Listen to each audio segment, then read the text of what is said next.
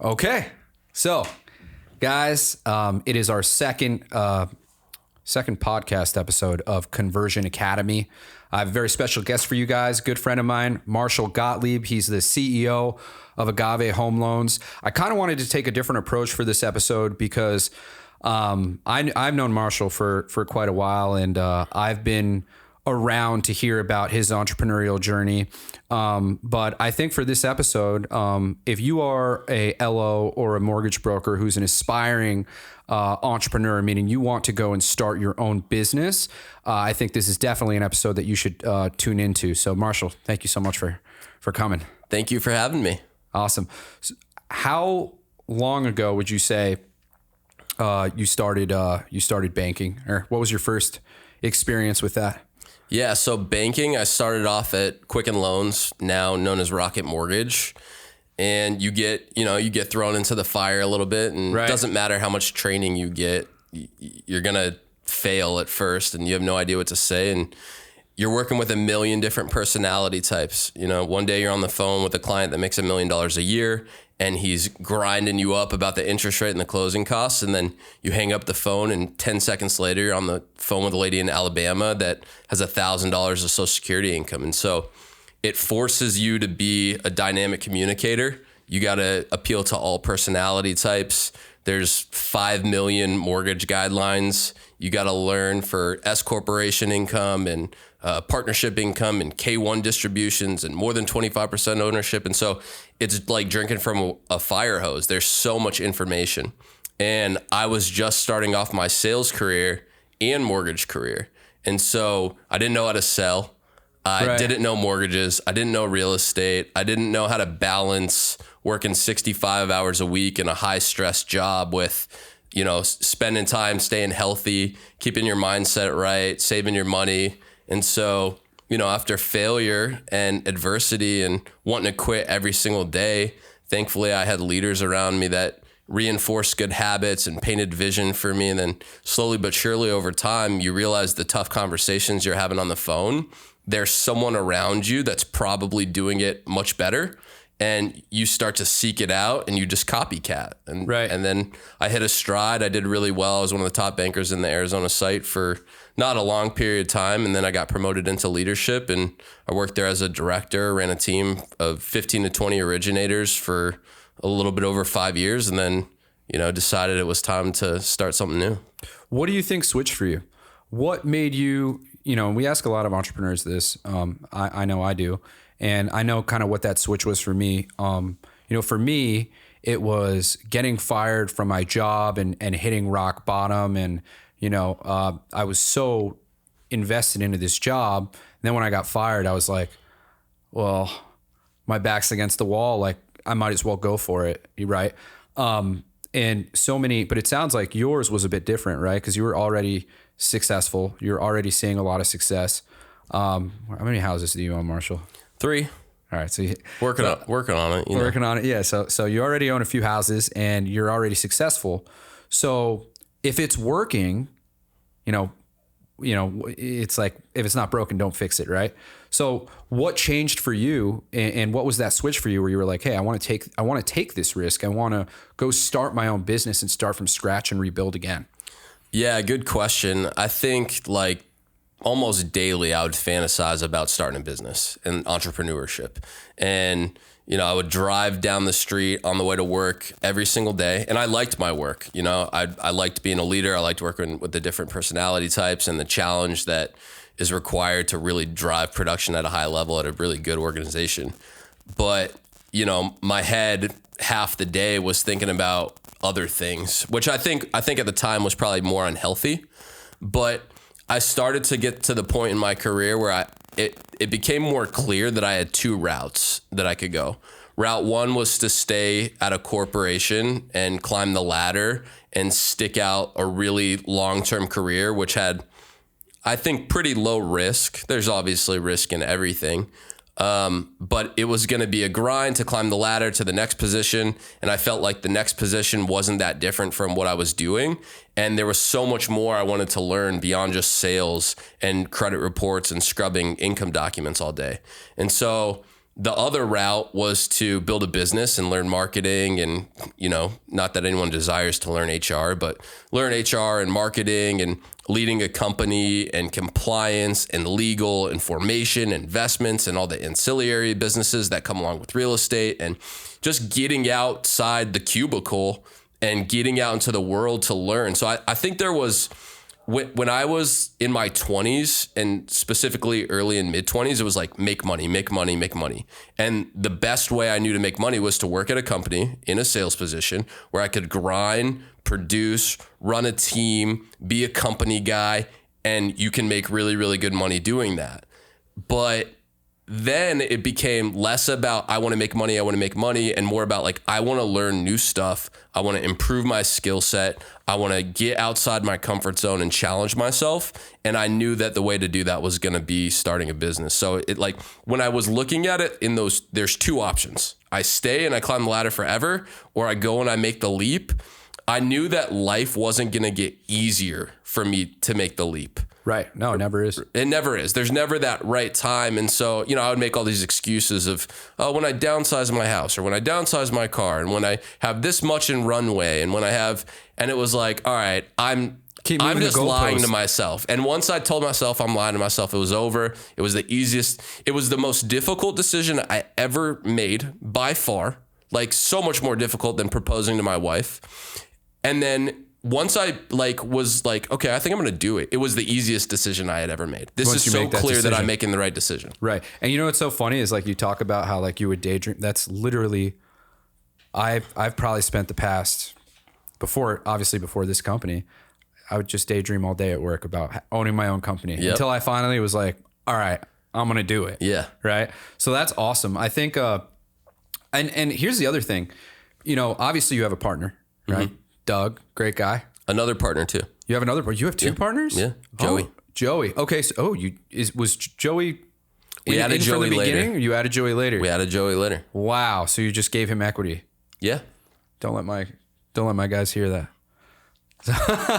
So how's that working out? How is that dynamic? For me, obviously I've had companies before this, and it's really, really rare to find a partner that you get along with, where your core values and vision are aligned. Yeah. Right. That is where kind of like my issues were with my partners, or, just too many chefs in the kitchen, egos, things like that. Right.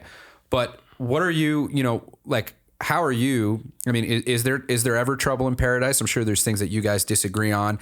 What's your process into, coming to a decision on smaller things, maybe things that aren't really that important, and then obviously on the larger things? Yeah. So I've known my partner since we were kids, and we're like best friends. And so, you always hear, don't ever start a company with your friends or your family. And then there's the opposite. And I don't think there's any one size fits all or wrong rule. answer. There's right. not. Yep. It's gray, and there's a lot that goes into it. I think that number one is that I know his character. I know what he cares about. He's not a selfish person. His skill set in, I think, a street smarts and emotional intelligence perspective, he's really good at reading people. And so, he's in a high up leadership position where I know he's going to be selling and leading lots of people. And so if I know he is a good read and judge of character, then he's going to hire well. He's going to be aware when someone on the sales floor looks like they didn't sleep last night and probably shouldn't be talking to our clients, and able to pull them off the floor and have difficult and tough conversations and hold them accountable. So number one, I knew what I was getting. So I would be super scared to jump in to a partnership with someone that I don't know. And then on top of that, you guys work together. Yeah, we work together. Right. And so similar skill sets, but I also knew that he's the opposite personality of me. I'm analytical, I plan, and I'm more like task oriented. And he's more of just go and do and do and do. And so I have a tendency sometimes as a weakness to overthink things. And I'm trying to figure out all the angles of every last thing and check all the boxes before we go. And a lot of times that's too slow. And you need to move quicker and you need to be more agile. And he's like, dude, like, he'll check me. And so I knew that going into it, he would be able to do that. And then the opposite true is for him. And I'm like, dude, come on, like 100%. And that's a very, very, it's almost identical to the dynamic that I have with my COO, Joe. Mm-hmm. He's like you. He's very analytical. He wants to think through things. Yep. He's always kind of reeling me back in because I'm like, let's go. And he's like, hey, we can't go right now. We have to check all these boxes, right? So that is a really, really good yin and yang. I think especially in business, you need somebody who is almost a little bit reckless to where they're just like, hey, I just want to scale as fast as possible, right? So like I had a philosophy, and some people think it's right, some people think it's wrong. But my philosophy when we were first starting out was Joe was like, hey, let's get our systems and processes absolutely perfect. And I'm looking at other agency owners and I'm like, everybody's doing that. And that's why they're at 10K a month, because they're waiting till everything's absolutely perfect. Yeah. I think the first thing that you need to do is figure out how to sell. If you can sell, well, then you could use that money to make your service better or your deliverables better or improve the processes of the company that ultimately give you a better product, right? So that's my philosophy. But he has the philosophy of like, let's make sure we dot our I's and cross our T's, make sure everything is absolutely perfect. And, my philosophy with us starting out had us grow very, very quickly. But that is exactly the same philosophy as to why we could afford this awesome podcast studio, right? Why we have, a huge office, and why we've grown as fast as we have, and, why our product is as good as it is now, right? You guys obviously are, how many employees do you have right now? I think 47 as of yesterday. Wow. That is awesome. Thank you. Congratulations, dude. Thanks. 47. So you guys are obviously hiring very quickly. What is your HR process like? What is your, like how many interviews are you guys doing? Who's leading those interviews? Like, do you guys have an HR manager that's kind of just taking the reins on that? How are you guys recruiting? Are you guys going to colleges? Like, what's that process look like? Yeah, good question. We've done a little bit of a lot of stuff. We did a career fair at Northern Arizona University. I had a contact there who runs the sales club. And so if you're in college and you're in the sales club, there's going to be some talent there. Right, of course. So we did a career fair down there, and there's a website called Handshake, which all the universities use. I just got that from Doug. Yep. So I'm gonna be dabbling in that too. So that's where they do their virtual career fairs and applicants and stuff like that. We've done LinkedIn recruiting, ZipRecruiter, but a lot of it's word of mouth. We're hiring people that we've worked with in the past. Others are referring in other people, and that's the main source of it. So our first hire is our vice president of operations, Nicol, who I worked with back in the day.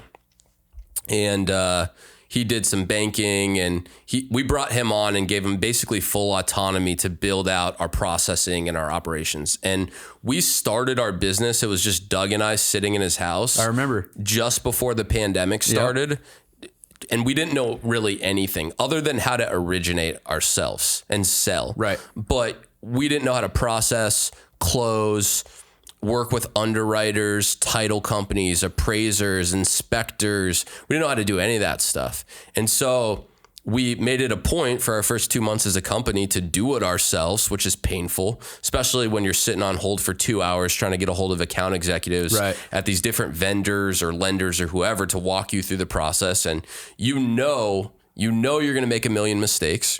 And so, one of our culture philosophies is failing forward. And so we fail always fast, fail forward. Yep. Fail fast, fail forward. And we take that stuff and we figured out how to build technology and systems and processes.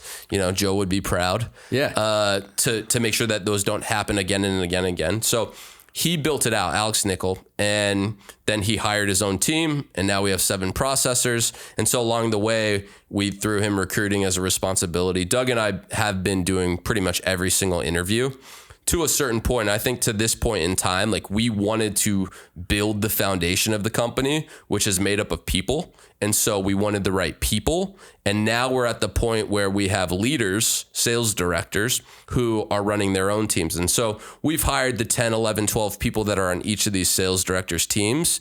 But now we're at the point where it's like, okay, this is your team. You're the owner. Right. You hire your people, you recruit your people. You're empowering, and so we're at that handoff right now. Yeah, I would say. That's awesome. You're empowering your people. And I think it's good to get synergies between your organization. Like, you know, when we implemented core values, it's so funny. Like I'll have like, you know, Frank, for example, Frank will come to the office, come into my office. And, you know, just today I said, hey, Frank, I told you to get in touch with this client.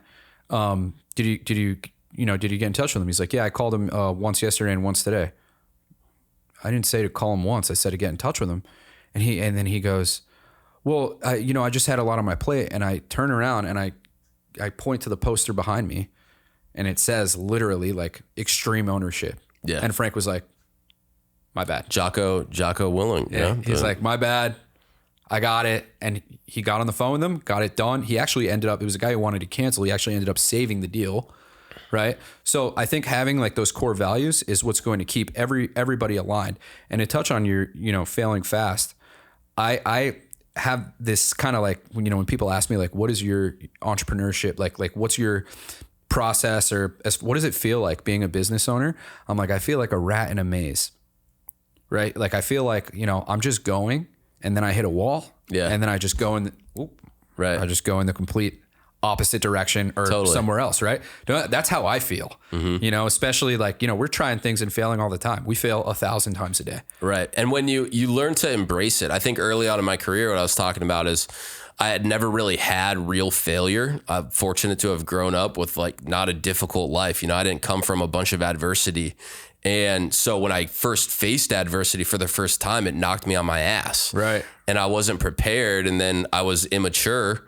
And so I didn't handle it well. But then as you get more life experience and you work with, you know, 200, 250 different people that kind of cycle through your team over time, you learn that there's real stuff going on in these people's lives that gives you perspective, and you hit your own adversity at some point. And if you're on top of the world right now, it's only a matter of time until you get knocked down.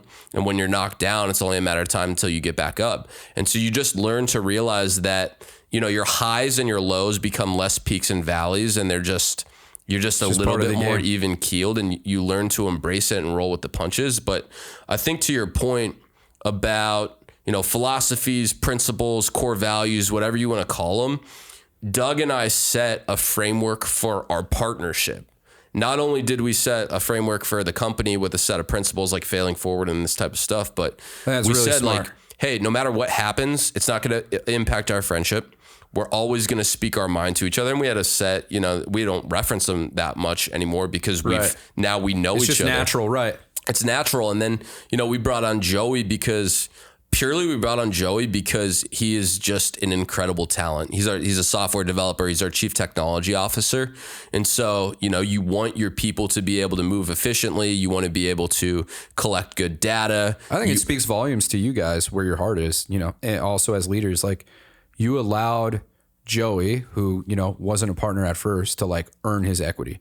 Right. And you really didn't have to. I'm sure you could have paid him just a salary and or given him a bump in salary or better benefits. But you guys chose to actually give him part of your company. So I think that's a testament to not only Joey, but you guys as leaders. You know what I mean? I have 100% of my company. I'm not going to give up any equity of my company. I'll pay you more if you perform well. No, I mean, there's different ways to create incentives for people. And it's like we saw someone that we feel like we can be aligned with really, really long term that provides a lot of value. And so we want his incentives to be aligned with ours and for him to have a piece of the pie. And over time, we'll figure out other ways to create more incentives for our top people so that we keep them around, because you literally are only as good as your people.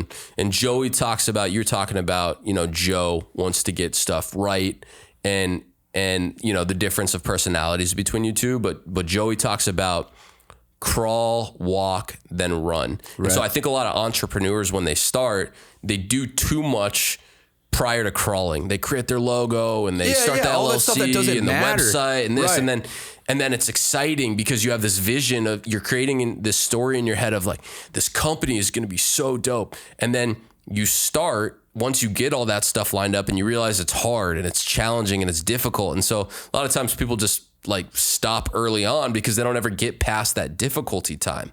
And then the flip side of that is me and Doug, where we just want to run. Mm-hmm. This idea comes up and let's sink a bunch of money into it and a bunch of time. Right. And so Joey has corrected us with a core principle of, okay, let's crawl first. You don't need technology for this. Why don't you start with a spreadsheet, see how it goes, and then if you still like it in 2 weeks, then start a walk, and then if it's profitable and makes sense for the business and it's work, then we'll have a run and we'll sink. And so that's been my brain just never thought like that. And I think over time, as you do and you do and you do and you reflect a little bit and you learn some lessons along the way, these principles just start appearing everywhere, and someone can vocalize it. And the reason those principles start appearing everywhere is because your philosophy on go is really, really, really good for the beginning of your entrepreneurial journey, right? Yeah. Because if you guys were listening to Joey at the beginning of your entrepreneurial journey, you probably would be a way smaller company than you are. Because no one else is going to do it if you don't do it. Yeah. Exactly, right?